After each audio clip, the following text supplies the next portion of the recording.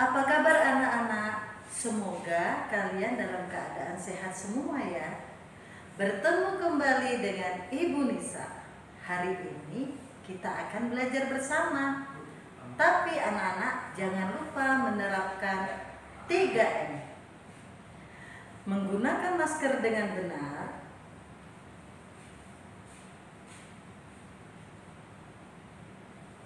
menjaga jarak, hindari kerumunan, dan mencuci tangan dengan sabun.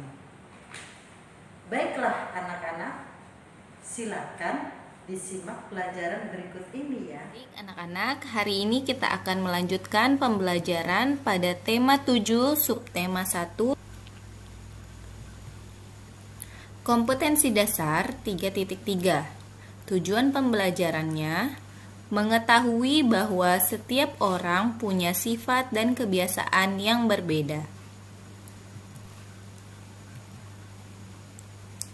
Nah, anak-anak, mari kita baca teks bacaan berikut. Setelah membuat tempe, Siti dan teman-teman akan mengolah tempe yang sudah jadi. Mereka membayangkan menu masakan yang akan dibuat dari tempe.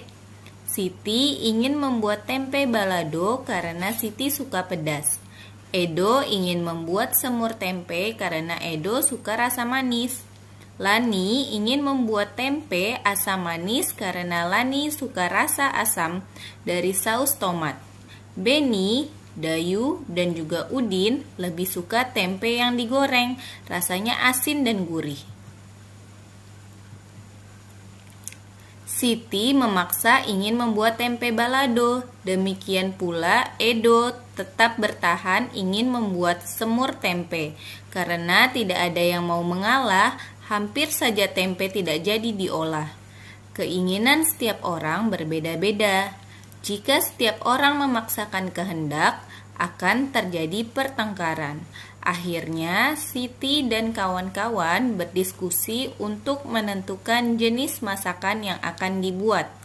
Siti tidak ingin memaksakan kehendak. Siti paham bahwa tidak semua orang suka pedas. Siti memiliki tenggang rasa terhadap teman-temannya. Begitu pula Edo dan Lani. Mereka tidak memaksakan keinginan pribadi. Dari hasil diskusi, semua sepakat untuk membuat tempe mendoan. Perbedaan sifat dan kebiasaan dapat menimbulkan pertengkaran jika tidak ada yang mau mengalah. Sikap itu tentu saja tidak baik. Perbedaan sifat dan kebiasaan tidak akan menjadi masalah jika bertoleransi terhadap sifat dan kebiasaan orang lain. Tenggang rasa adalah sikap mau memahami keadaan orang lain. Amati hasil diskusi mengenai berbagai akibat dari adanya perbedaan sifat dan kebiasaan pada setiap orang. Yang pertama, muncul sikap tenggang rasa. Yang kedua, berbeda pendapat.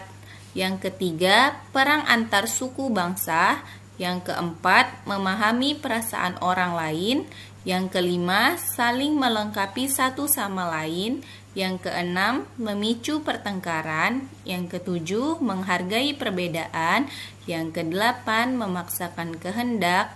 Dan yang kesembilan, memperkaya wawasan. Yang kesepuluh, tidak mau bersatu. Nah, anak-anak, berikut adalah perbedaan sifat dan kebiasaan pada setiap orang. Nah, baik anak-anak, di sini ada tuliskan kembali sikap yang perlu ditiru dan dihindari jika terdapat perbedaan pada tabel berikut.